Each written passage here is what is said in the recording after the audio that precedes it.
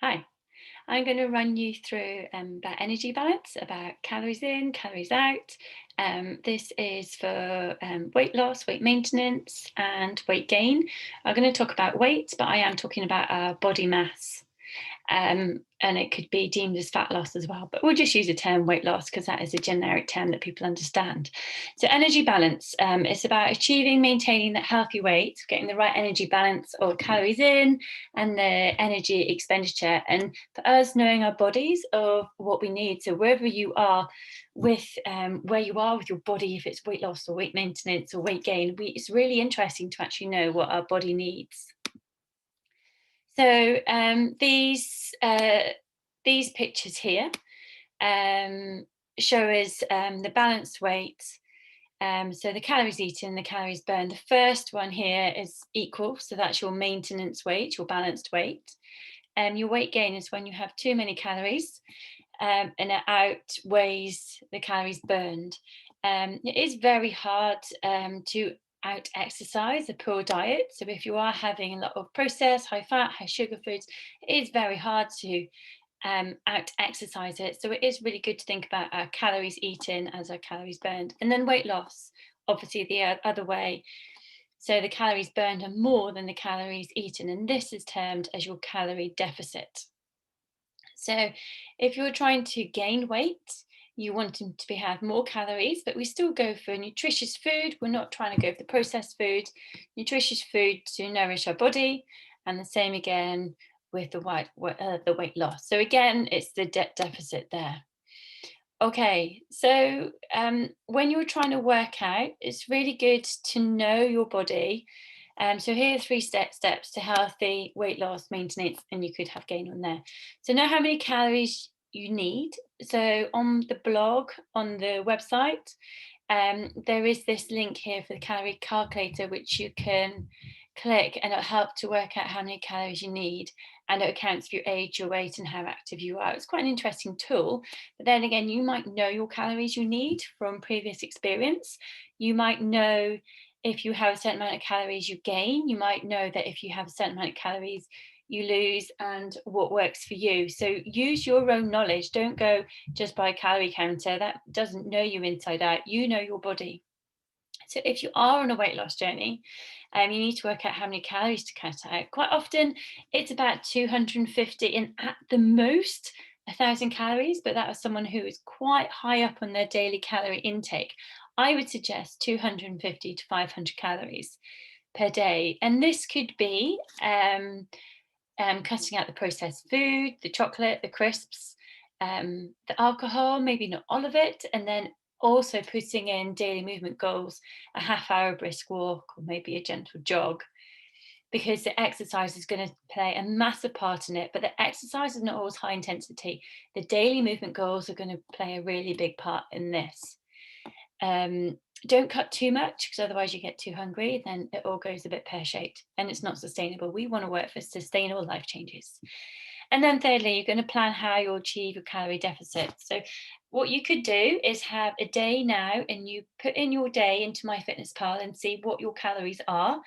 Have a look, we'll talk about macronutrients in a minute. Have a look at the breakdown and see what's working, what isn't working. What is it that you could change? So have a little look about where you are now. And if you want to talk this through, just contact me, talk it through. So macronutrients, I talk about these a lot. So a lot of people have a certain amount of calories they have per day. So for example, 1,500 calories. But if they're not looking at the macronutrients, it is quite often that their food is not nutrient dense and they're using their calories up on processed food, on chocolate, on crisps, or high fat, high sugar foods, and they're not seeing the difference in their body. So macros is abbreviation of macronutrients, which are the three main nutrient groups. The fats, carbohydrates, and protein. We need all three of these in our bodies, especially protein. Protein is the key macro for us to look at. So the way you use your macros will help you lose fat, maintain or gain weight, and it will help you become leaner. So the more protein you have, the leaner you'll become. You can have a personal macronutrient calculator, and I've got a link again on the blog, on the website, about energy balance, and that is personalized to you. Or you could go with a percentage of having at least 20% protein, no more than 55% carbs, and let the fat come in. And every day you'll see that your macros will fluctuate from day to day. So if you have a day and you have salmon and you have eggs, your fat is going to be really high, but that's great fats. And avocado, it's going to be good fats. And then you just think about the next day, okay, let's have things that aren't so high in fats. So maybe chicken, and keep having some healthy fats. We want to have those healthy fats, those nut butters, avocados, the eggs. So don't be worried about the fats, but we want to keep those healthy fats going. They're really good for our body, for our skin. And so be aware that food sources do contain more than one macronutrient. And this is where MyFitnessPal comes into play, because you have a bar scanning tool, beep, and then you can see how much carbs, how many protein. So it is really interesting. So this is really where we're starting. We want to work out our calories per day and then look at our macronutrient breakdown. So if you've got any questions about calories and macronutrients, please let me know. Let me help you. And then what you want to do now, you want to calculate your daily calories, what you feel is right for you, and also your macros. You can use a calorie calculator or the macronutrient calculator. That's fine. Or you might just go with the percentages. On MyFitnessPal, there is a tab that says nutrition, and when it takes you through, it will show you a pie chart, and it will say calories and macronutrients along the top. You want to use the macronutrients, and then you can see the pie chart of the breakdown of your food. It's really interesting, and you want to try and get that protein. The protein is what's going to make the difference. If you try and get that 20% of your calories as protein, then that's a massive winner. Sometimes you might be able to get up to 40%. If you're worried, I'll go through more protein sources with you. If you are worried about protein sources, you can always Google, especially vegetarians, vegans, Google protein sources for vegetarians, vegans, and I can help you with that as well. So first of all, with this little presentation, just focusing on energy balance, we're thinking about the calories in, the calories out. Think about your goal. Is it weight maintenance? Is it weight loss? Is it weight gain? And how are those calories going to work? Once you know your daily calories, then you can work your macros.